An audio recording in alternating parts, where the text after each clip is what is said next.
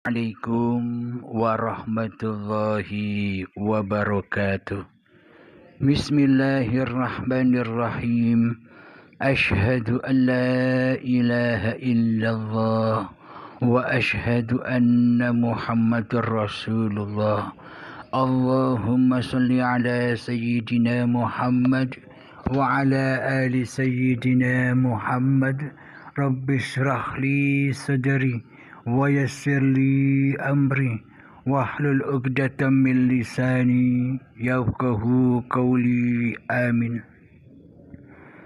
Bismillahirrahmanirrahim. Salam santunku, salam hormatku kepada para jamaah channel Uripi Allah dimanapun Anda berada, baik yang ada di luar dan yang ada di dalam negeri, baik yang ada di Alaska, Brunei, Singapura, Malaysia, dan di Indonesia, Thailand, Abu Dhabi semua. Semoga kita selalu di dalam keadaan yang bahagia di sisi Allah Subhanahu wa Ta'ala. Amin ya Rabbal Alamin. Kajian kali ini yakni berjudul Ceritaku. Ada pertanyaan dari saudari kita bersama dari negara Brunei Darussalam. Mari kita dengarkan bersama-sama. Silahkan Bunda. Assalamualaikum Pak. Maaf lainnya nggak berapa baik Pak, putus-putus. Saya sebenarnya Pak cuma mau bertanya tentang perjalanan saya. Saya juga tidak tahu sampainya di mana sudah setakat ini. Tapi apa yang saya nampak Pak, sekarang ini semuanya sama seperti apa yang sesen Bapak tadi. Sudah tidak ada objek, sudah tidak ada subjeknya, sudah tidak ada penyaksi, sudah tidak ada yang disaksikan. Yang dilihat semua yang hidup itu saja Pak. Di awal perjalanan saya Pak, saya memang seorang yang cuma tahu membaiki syariat, menjaga syariat. Tetapi pada lebih kurang setahun yang lalu, saya sudah tidak diberi kekuatan untuk melakukan semua ibadah dalam syariat manusia itu. Lalu saya pun menangis terus Pak. Sebab daripada kebiasaannya saya bangun tengah malam kan, biasa melakukan ibadah-ibadah sunat. Dan tiba-tiba saya langsung tidak diizinkan. Lalu saya pun mempertanyakan pada diri, apakah Tuhan itu sudah tidak sayang pada saya lagi? Sedangkan amalan yang sudah saya lakukan sekian lama, tiba-tiba saya tidak diberi kemampuan. Dan pada ketika itu saya baru menyadari bahwa yang berbuat semua bukan saya, adalah Dia. Jadi sejak daripada itu, saya sudah tidak memaksakan diri lagi. Dan berlakulah satu macam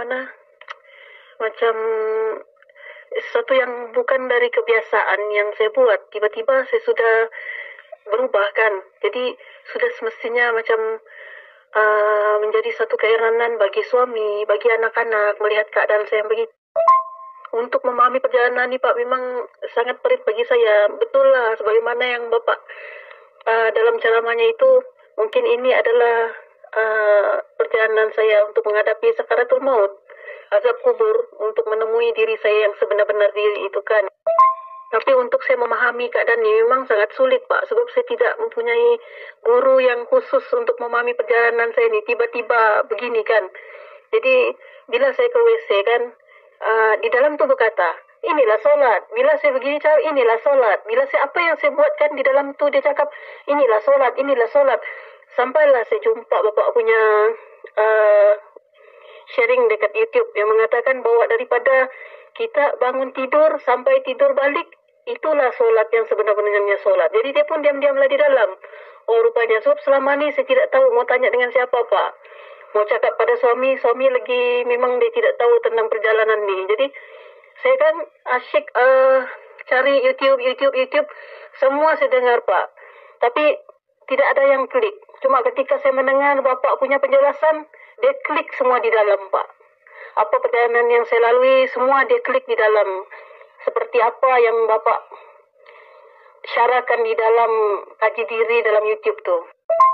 Untuk memahami perjalanan saya ini Pak, sangat lucu. Sampai saya pernah dikatakan ada saka, ada jin, ada macam-macam lah Pak. Tapi saya memang tidak percaya semua benda tuh kan. Tapi bila kita berjumpa pada orang-orang yang bukan dalam perjalanan ini, memang dia tidak akan mengerti perjalanan kita. Lalu dia pun mendiagnos kita dengan berbagai-bagai. Jadi masa tu untuk memahami kan, saya pun memang tidak tahu mau berkata apa Pak. Betul-betul lah, yang saya tahu sekarang, saya cuma diam-diam saja di rumah. Begitu. Tengok YouTube, apa semua, apa yang digerakkan kepada saya tengok. Begitu. Sampailah yang saya rasa ini memang anugerah terbesar dari yang hidup itu sendiri untuk saya lah. Bila saya jumpa Bapak punya YouTube kan, di mana semua yang ada di dalam hati saya itu, semua diklik sekali Pak. Lalu di dalam hati saya Pak, mengatakan, Bapak inilah sosok mursyid yang didatangkan pada saya dari sosoknya manusia. Apa begitu Pak? Selepas saya mendengar video Bapak tu, saya menangis. Sebab apa yang ada di dalam tu kan, dia terjawab semua satu persatu, dia terjawab. Wah, selama ni, apa yang selalu itu, saya tidak salah dan saya tidak sesat. Saya berada di landasan yang sebetul-betulnya. Cuma saya tidak tahu mau bertanya ke mana. Sebab itulah yang seperti katakan pada Bapak, saya tidak direzekikan guru hakikat untuk membimbing saya sampailah saya jumpa YouTube Bapak. Terima kasih banyak Pak. Saya pun tidak tahu macam mana mau mengatakan kesyukuran saya pada yang hidup itu sendiri. Karena di saat-saat umur saya macam ni, dia pertemukan saya dengan Bapak. Walaupun tidak saling mengenal dari segi jasadnya, tapi jiwa kita saling berhubungan antara satu sama lain. Kan? Seperti yang Bapak kongsi semalam tentang bab makanan dan halal haram tu. Ada guru yang mengatakan makan mandara apa semua tidak boleh kan. Tapi di dalam tu menolak Pak. Dia cakapkan Allah berkata bahawa dia ciptakan Muhammad dari diri dia dan dia ciptakan seluruh di alam semesta ni untuk Muhammad tu. Jadi apalah artinya diciptakan di dunia ni jika kita tidak dapat menikmatinya. Jadi di dalam tu berkata begitu Pak. Jadi soal halal haram tu kan, dia tidak dapat menerima yang apa yang sebelum ni yang saya dengar. Sampailah yang Bapak jelaskan semalam. Itulah yang saya cakap terima kasih Pak. Terima kasih sebab sudah menjawab apa pertanyaan yang ada di dalam tentang soal halal haram makanan tu. Bukan pada makanan tu, tapi bagaimana kita melihat bahawa rezeki itu didatangkan oleh yang hidup tu sendiri. Bagaimana dia menyuapkan makanan tu ke mulut kita. Macam mana menyediakan makanan tu di dapur pun. Semua kudrat irodatnya semua Pak. Itulah kesedaran yang ada pada diri saya sekarang. Dari saya bangun tidur sampai saya tidur balik, saya diperjalankan ke WC, dimandikan, disabunkan, disyampukan. Coba Bapak bayangkan bagaimana perasaan saya ni yang saya tidak tahu mau kongsikan dengan siapa. Begitu kasih sayang yang hidup pada diri kita ini. Cuma yang saya tahu menangis. Sebab kepahaman yang ada pada saya ni, yang saya tidak reti untuk memberi kepahaman kepada orang lain. Walau dengan apapun perkataannya, betul lah. Hanya orang-orang yang Tuhan kehendaki itu sendiri baru bisa memahami ini Pak. Benarlah Pak, mengapa kita tidak boleh mencaci makanan kan? Sebab bila kita memahami bahawa yang mendatangkan rezeki, yang mencari rezeki itu semua dia. Lepas tu yang masak di dapur, yang mengerjakan semua sampai siap pun dia juga kan. Lepas tu masukkan ke mulut lagi, semua dia. Di saat-saat saya sedih, saya menangis pun dia juga yang mengesat air mata saya. Benarlah betapa kasih sayangnya ni Pak. Lebih besar mengatasi kasih sayang seorang ibu. Macam mana besar kasih sayang seorang ibu pun tidak mampu dan tidak dapat menandingi kasih sayang yang hidup tu pada diri kita sendiri Pak. Itulah yang saya tidak tahu perjalanan saya sebenarnya sampai ke mana sudah. Tapi yang saya faham dalam diri saya ni yang ada cuma yang hidup itu saja. Tidak ada yang lain lagi Pak. Apapun yang berlaku pada diri saya, pada lingkungan, keluarga, suami, ibu saya kan, apapun perbuatan orang, ha, jangan kata yang baik Pak, yang tidak baik pun semua saya hadam saja. Sebab saya tidak melihat lagi pada sosok manusia tu. Saya melihat pada sosok yang hidup, yang membenarkan semua benda tu berlaku pada diri saya dengan keyakinan bahwa apa yang berlaku tu semua pasti ada hikmahnya untuk diri saya. Seperti yang Bapak sentuh tentang diamond hari itu. Benarlah Pak. Saya akui semuanya, semua tu benar belaka Pak. Untuk berada di atas jalan ini Pak, memang tidak senang. Kita terpaksa kehilangan segala-galanya, ditinggalkan orang-orang tersayang. Semua perlu dihadapi. Tidak ada satu yang perlu dapat kita larikan diri daripada menghadapi semua ini Pak. Itu yang telah saya lalui. Dan sampai sekarang pun saya cuma tahu menikmati hidup diri saya yang ada sekarang ini saja Pak. Langsung tidak memiliki apa-apa. Apa yang ada saya syukuri saja, semua anugerah Tuhan. Anugerah hidup itu sendiri untuk diri saya yang sedaya upaya biarpun tidak banyak, saya coba kongsikan dengan orang lain. Sebagai tanda kasih sayang untuk memanjangkan cinta kasihnya kepada sesama Pak. Itu saja yang saya tahu untuk setakat ini Pak. Saya menyimpulkan bahawa Pak, apa yang saya lalui ini bukan lagi mungkin, sebab jawabannya semua ada dari Bapak. Saya rasa pahaman yang saya ada nih, sudah pasti Bapak pun ada. Makanya kita boleh terhubung begini. Sebab selama ini macam mana saya coba berhubung untuk mendapatkan bimbingan dari mana-mana pun, saya tidak pernah terkonek sebagaimana saya konek dengan Bapak. Bayangkanlah Pak, untuk melalui perjalanan ini Pak, memang tidak mudah. Terutama macam saya sendiri, dalam keluarga pun baru saya seorang yang ada dalam jalan ini. Tidak ada siapa-siapa. Walau suami pun tidak memahami apa yang saya paham sekarang ni. Cuma saya pesankan ke suami, teruskan sajalah buat syariat itu, syariat manusia itu. Sebab saya pun melalui perjalanan yang sama. Tanpa menghukum, tanpa menghakimi siapa diri saya sekarang ni. Sebab saya sendiri pun tidak mengendalikan diri saya sekarang ni. Saya tidak ada kudrat untuk melakukan semuanya. Apa yang sudah ditentukan untuk saya cuma jalani saja Pak. Alhamdulillahirrabbilalamin. Saya pun tidak tahu Pak, di mana kedudukan saya sekarang ini. Apakah benar perjalanan saya ini sudah sampai sebagaimana yang sepatutnya Pak? Atau ada saran-saran yang perlu saya baiki lagi untuk saya dapat pencapaian yang lebih baik daripada apa yang saya sudah lalui sekarang Pak. Itu saja. Terima kasih Pak. Assalamualaikum warahmatullahi wabarakatuh Pak. Alhamdulillahirrabbilalamin. Waalaikumsalam warahmatullahi wabarakatuh. Setelah mendengar cerita dan uraian perjalanan Bunda, tidak tahu namanya ini Bunda siapa, dari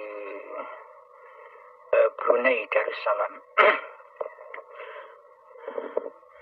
Anda dipaksa Allah, ditarik Allah untuk menghadap Allah meskipun tanpa melalui guru. Ini kebesaran Allah. Alhamdulillahirrabbilalamin. Sedikit saya uraikan tentang Awwaluddin Ma'rifatullah. Bismillahirrahmanirrahim. Sejatinya agama seluruh manusia itu adalah Awwaluddin Ma'rifatullah.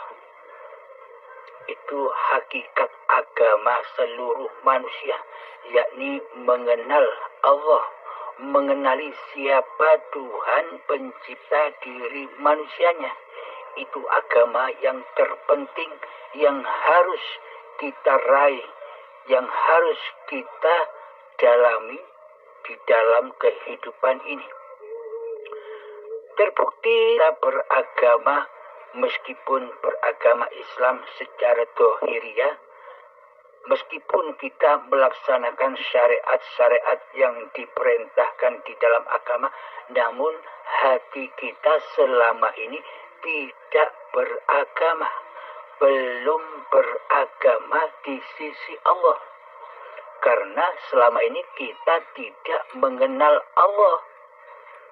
Inilah bukti bahwa agama syariat saja tidaklah cukup, masih jauh. Karena praktek hati di dalam agama-agama syariat yang selama ini hanyalah untuk simbol-simbol saja. Jadi untuk simbol-simbol badan-badan saja. Demi untuk menutupi keateisan hati terhadap mengenal Tuhannya. Terbukti selama ini hati kita selalu berkuasa di dalam syariat-syariat agamanya. Agama apapun itu. Baik Islam, Nasrani, Yahudi, Majusi, dan seluruh manusia wajib hukumnya beragama di sisi Allah, yakni awwaluddin ma'rifatullah. Tidak peduli label-label agama badannya itu apa. Bila hati tidak ma'rifatullah, hati tidak mengenal siapa Tuhan pencipta alam semesta ini, bagaimana mungkin dikatakan bertuhan, apalagi beragama di sisi Allah. Ini yang dikaji ini bab hati, bab agamanya hati. Kalau membahas bab agamanya dohir sudah banyak di YouTube sudah banyak dibahas. Mungkin kita sudah memahami. Akan tetapi bab agamanya hati ini bukan hanya untuk umat Islam saja. Terbukti selama ini meskipun demikian umat Islam pun tidak banyak yang mengerti, tidak banyak yang memahami babakan agamanya hati. Selama ini kita tidak beragama di hati, meskipun kelihatannya di dalam syariat kita melaksanakan, di dalam ibadah sholat kita melaksanakan, akan tetapi hati masih mensekutukan Allah dengan diri kita. Nyatanya Allahnya tak wujud, nyatanya Allahnya gaib, nyatanya Allahnya tiada di hati kita. Mana mungkin kita disebut bertuhan sementara Tuhannya tidak ada. Nah, jadi agamanya hati ini bukan hanya untuk umat Islam saja. Agamanya hati ini untuk seluruh manusia ciptaan Allah. Karena tak satu pun manusia yang bukan ciptaan Allah.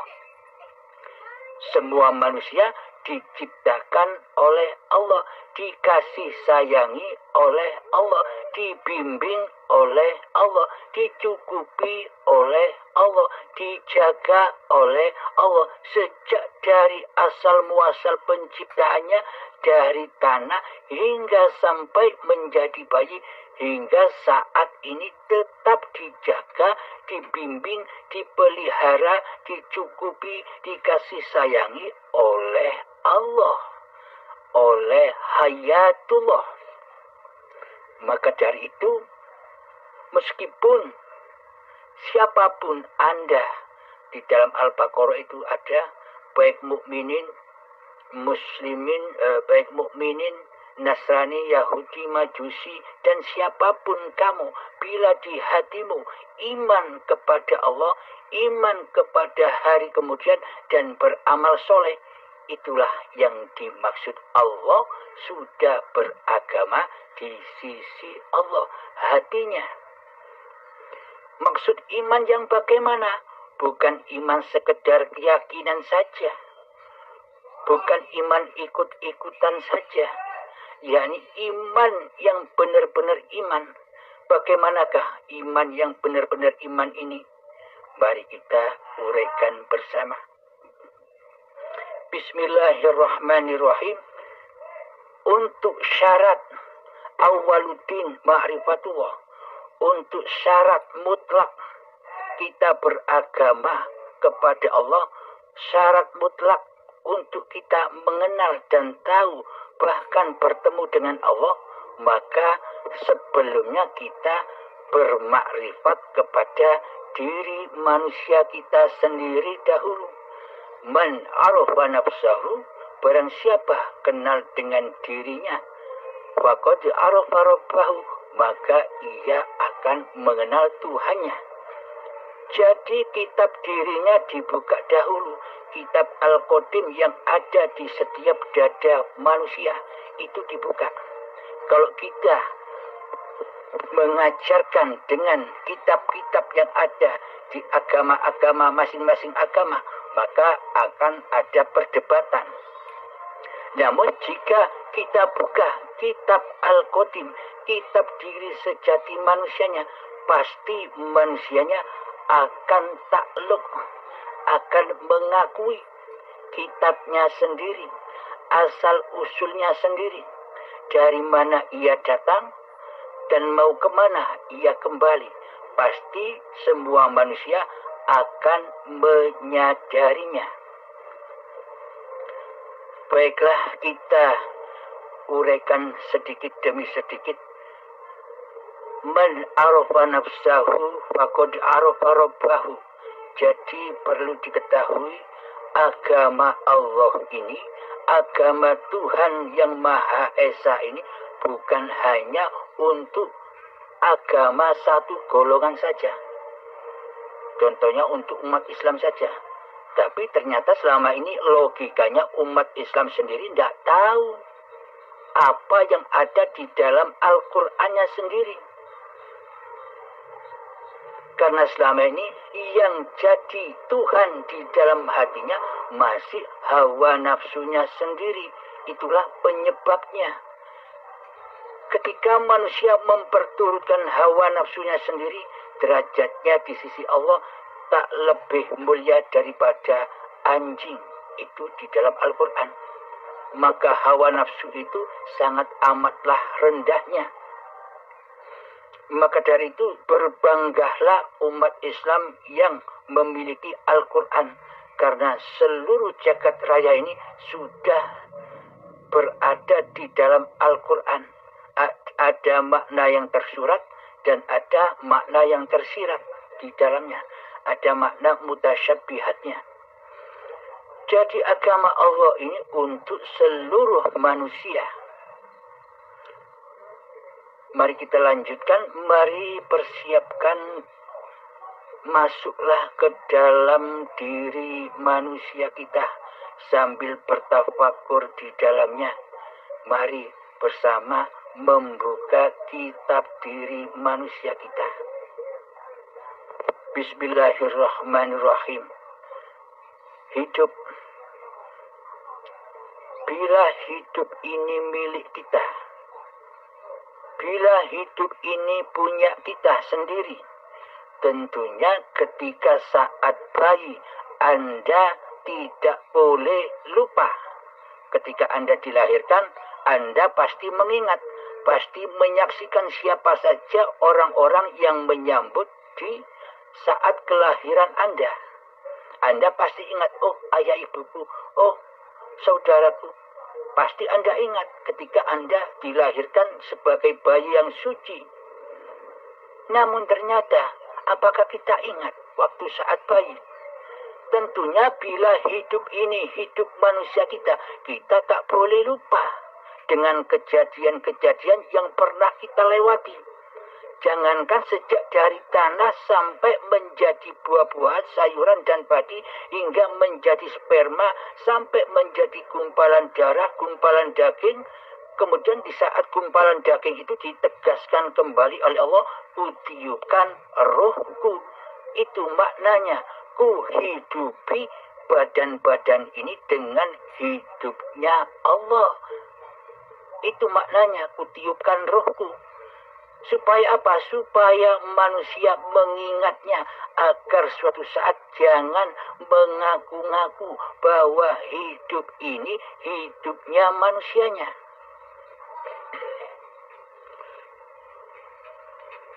Apalagi sampai menjadi bayi. Kita kan tidak ada di saat bayi. Kita tidak sadar, kita tidak menyaksikan keadaan kita waktu bayi. Kita hanya kata-katanya saja. Kita berawal dari bayi, tapi kita tidak bisa menyaksikan waktu kita bayi. Kata-katanya saja, cerita orang tua, oh dulu kamu pernah bayi, tapi kita tidak bisa membuktikan saat kita bayi. Seperti iman kita selama ini, hanya kata-katanya saja. Kata orang tua, hanya kata-katanya bahwa Allah itu Tuhan. Tapi kita selama ini tidak pernah menyatakan sendiri keberadaan Tuhan atau keberadaan Allah itu sendiri. Cuma hanya kata-katanya. Sehingga hawa nafsu inilah yang menduduki singgah sananya Allah di hati ini. Dijanji dulu tidak boleh ngaku-ngaku bahwa hidup ini hidup manusianya. Loh kok malah manusia ketika datang detik akhir balik ngaku-ngaku bahwa hidup dan badan ini milik manusianya. Inilah perjalanan-perjalanan manusia. Itu tentang hidup. Bila Anda sudah menyadari hidup ini Allah, bukan hidupnya manusia, itulah buktinya, logikanya. Bila hidup ini hidup manusia kita, tentunya Allah tak usah menciptakan kita, karena kita bisa menciptakan diri kita sendiri. Bila memang hidup ini milik kita. Coba tafakuri di dalam hati kita. Itu tentang hidup. Lalu tentang badan. Bila memang badan ini milik kita, kira-kira yang memanjangkan badan siapa? Yang menambah besarkan badan siapa? Sejak dari bayi sampai setua ini. Apakah orang tua yang mengodot-odot badan ini supaya bertambah panjang atau bertambah besar? Kan tidak. Karena badan ini bukan milik kita, tentunya bukan urusan kita. Karena sudah ada yang mengurus, siapa? Penciptanya. Siapa? Ya hidup inilah penciptanya. Hayatullah inilah penciptanya. Sejak dari tanah sudah dibimbing oleh hidup, oleh Allah, dicukupi oleh Allah, disuapi oleh Allah, dicukupi segala kebutuhannya oleh Allah. Hingga saat ini pun sama kedudukannya.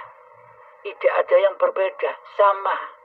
Saat ini pun kita diperjalankan hidup, disuapi hidup, diminumi hidup, dicukupi hidup, disehatkan hidup. Semuanya sama, tak ada bedanya.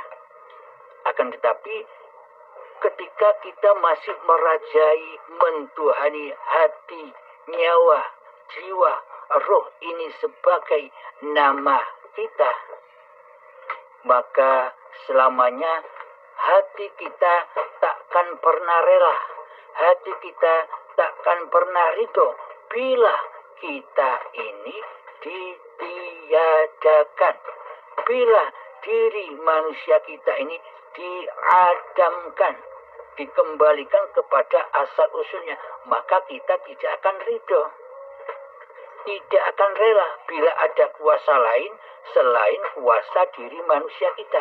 Inilah tanda bahwa selama ini kita, hati ini belumlah berislam di sisi Allah. Agama kita selama ini hanya hiasan-hiasan badan saja. Sedangkan hati kita selama ini masih kotor, masih najis. Siapa yang membuat najisnya hati? Siapa yang membuat kotornya hati? Yang membuat najisnya hati, yang membuat kotornya hati adalah kewujudan diri manusia kita sendiri. Keberadaan diri manusia kita sendiri. Kehidupan diri manusia kita sendiri, itulah yang membuat najis dan kotornya hati. Meskipun setiap hari kita beristighfar, mohon ampun kepada Allah 1.000.000 kali banyaknya setiap hari, tapi di dalam hati kita masih merasa diri manusia kitalah yang mampu beristighfar sebanyak 1.000.000 kali, maka 1.000.000 kali istighfar itu tak ada imbasnya sama sekali. Tetap di dalam kenajisan dan kekotoran hati, karena yang berkuasa di hati, karena yang merajai hati, karena yang mentuhani hati adalah diri kita sendiri. Karena tak bertuhan, ibadah apapun, sholat apapun, zikir apapun, semuanya kembali rojiun kepada diri manusianya sendirilah yang merasa memiliki. Karena Tuhannya di dalam hati masih manusia, maka tak akan rela dan ridho bila amaliyahnya, bila syariatnya itu adalah syariatullah. Tidak akan rela. Karena memang hati kita selama ini tak bertuhan, melainkan mentuhankan hawa nafsu kita sendiri.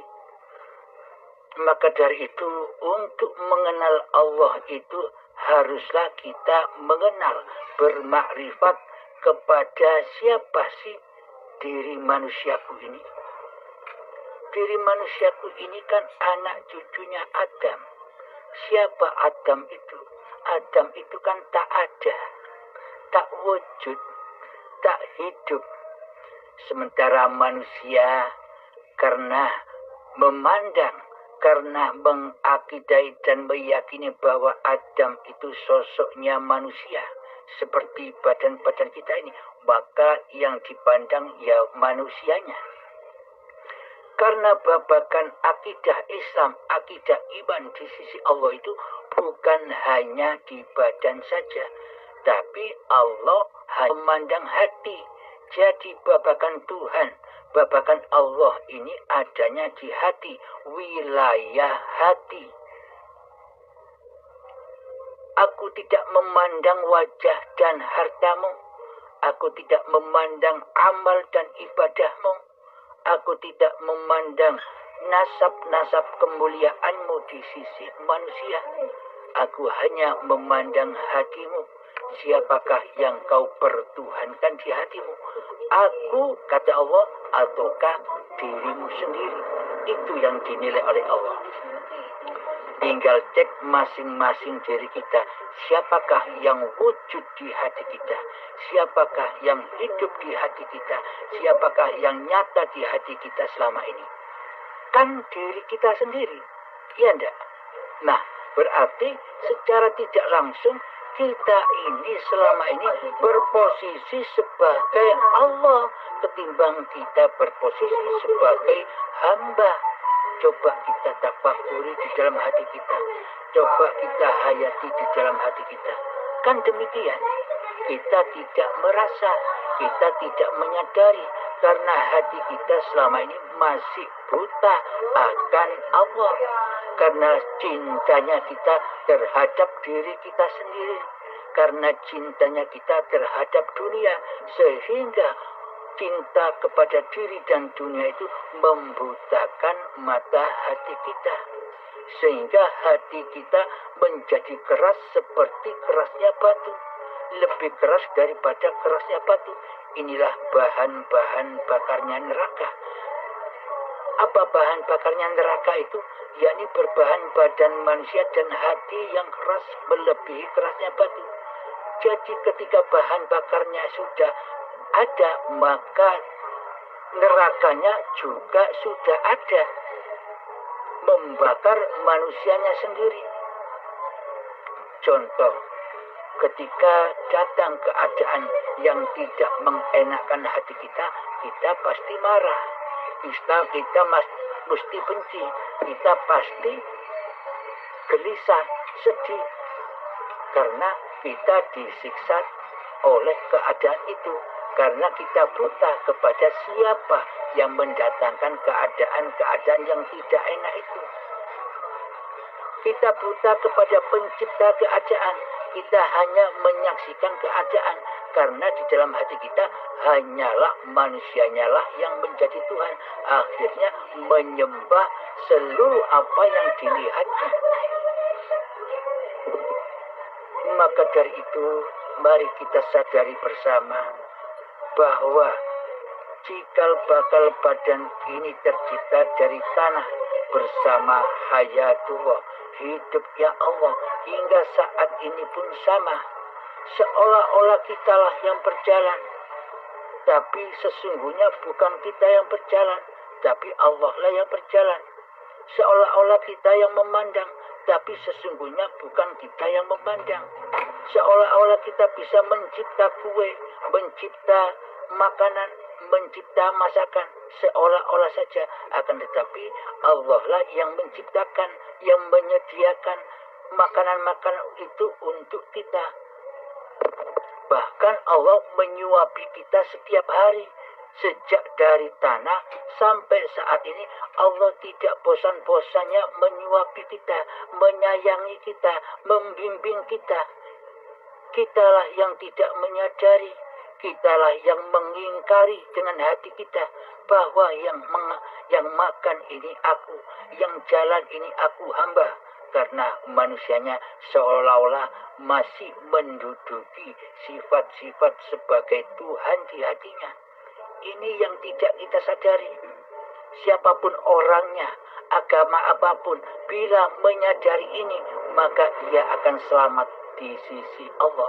Bila imannya sudah iman yang seperti ini, yakni bahwa hidup ini bukan hidup manusiaku, tapi hidup ini Allah.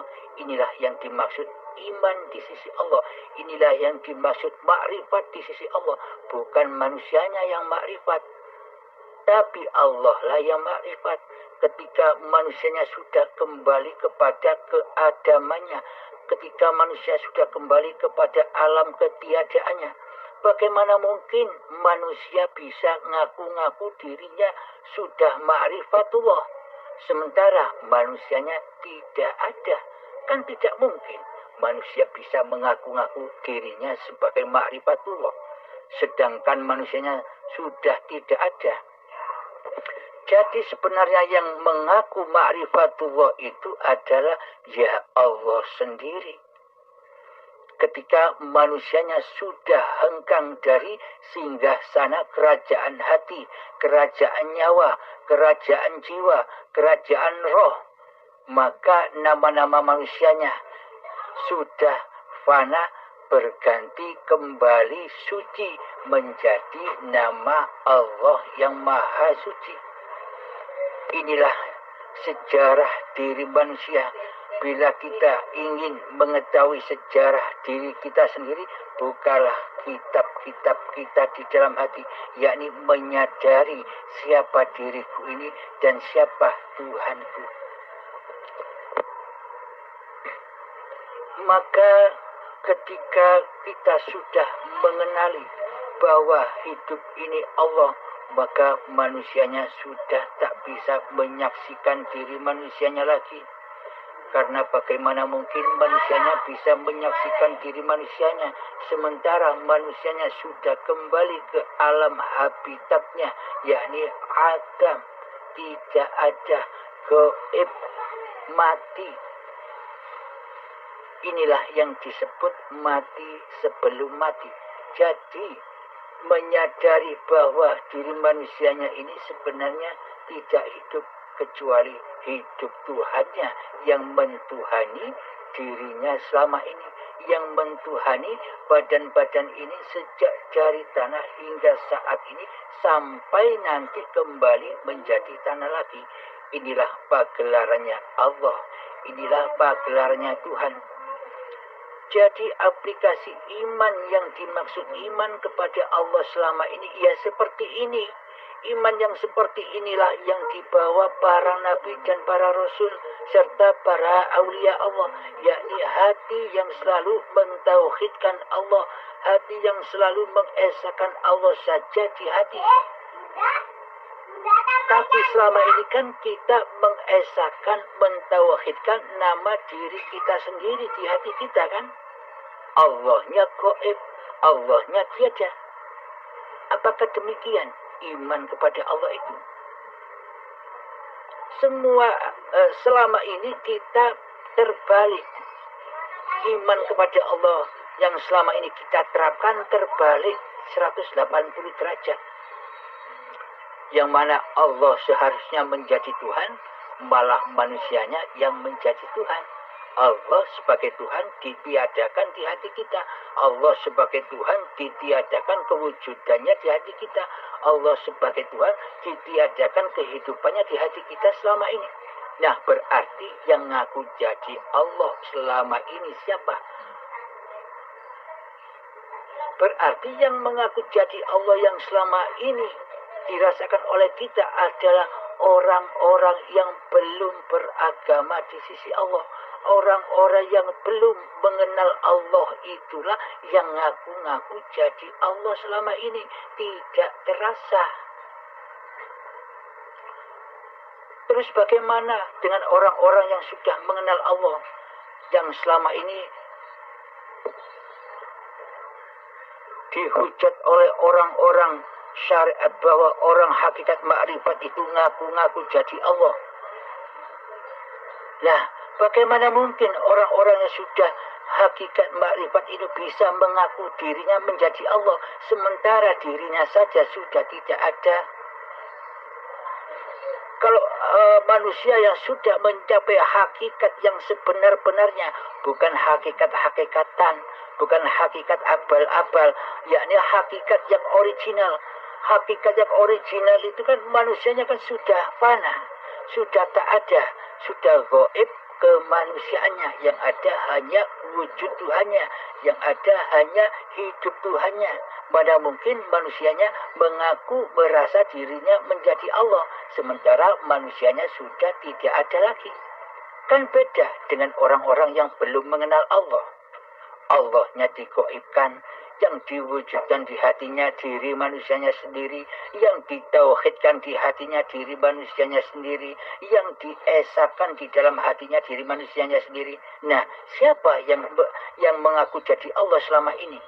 Monggo kita pikirkan, monggo kita resapi dan hayati. Alhamdulillahirabbil alamin. Untuk Bunda yang dari Brunei Darussalam ini, teruskan prakteknya seperti itu. Benar sudah, apa yang Anda alami itu benar. Jadi untuk apapun yang disyariatkan kepada badan ini sudah bukan syariatnya manusia lagi. Memang hakikatnya manusia itu tak bisa bersyariat sedikit pun. Walaupun sebiji zarah pun tak bisa bersyariat tanpa Allah. Jadi seluruh syariatnya manusia di atas bumi itu adalah syariatullah. Karena manusia itu posisinya khalifatullah, wakil-wakil Allah di bumi. Berarti yang menjadi ketua kan Allah, yang memperjalankan wakil-wakilnya, yang menghidupi wadah-wadah badan-badan manusia di muka bumi ini. Alhamdulillahirabbil alamin. Semoga saya khususnya dan semoga kita semua bisa dipahamkan oleh Allah, bisa memahami paparan-paparan ini.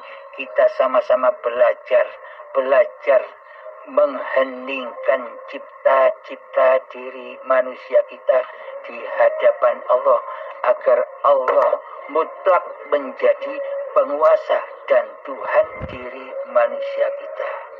Alhamdulillahirabbil alamin. Akhir kalam. Assalamualaikum warahmatullahi wabarakatuh. Waalaikumsalam warahmatullahi wabarakatuh. Alhamdulillahirabbil alamin. Terima kasih yang tidak terhitung, Pak, atas pencerahan yang luar biasa ini. Pastinya semua berlaku atas kasih sayangnya juga. Syukur yang sebesar-besarnya kehadrat yang maha hidup atas kurniaan terbesar pada petang penuh barokah yang telah menguraikan segala kekalutan yang membelenggu diri selama ini. Tiada kata-kata yang dapat diungkapkan lagi untuk menggambarkan betapa besarnya rasa kesyukuran di hati ini, Pak. Moga barokah hidup menyertai Bapak sekeluarga dan semua saudara-saudara seperjalanan. Barakallahu fikum. Assalamualaikum warahmatullahi wabarakatuh. Waalaikumsalam Waalaikumsalam warahmatullahi wabarakatuh.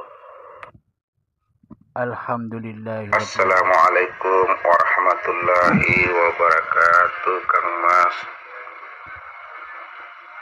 Semoga Alhamdulillahirabbil alamin. Setelah kita mendengarkan paparan demi paparan, semoga saya dan kita semua akan bisa dengan mudah mengambil manfaat dari paparan-paparan yang sudah dipaparkan. Amin ya rabbal alamin. Sebelum kita akhiri, marilah kita tetap membaca salawat dolimin daf'ul bala agar selalu terhindar doliminnya hati kita kepada Allah. Allahumma salli ala sayyidina Muhammad wa asqi lil zalimin bidzalimin. Allahumma salli ala sayyidina Muhammad wa asqi lil zalimin bidzalimin wa akhrijna min bainihim salimin wa ala alihi wa sahbihi ajma'in. Rabbana atina fid dunya hasanah wa fil akhirati hasanah wa qina adzabannar. Akhirul kalam. Assalamualaikum warahmatullahi wabarakatuh.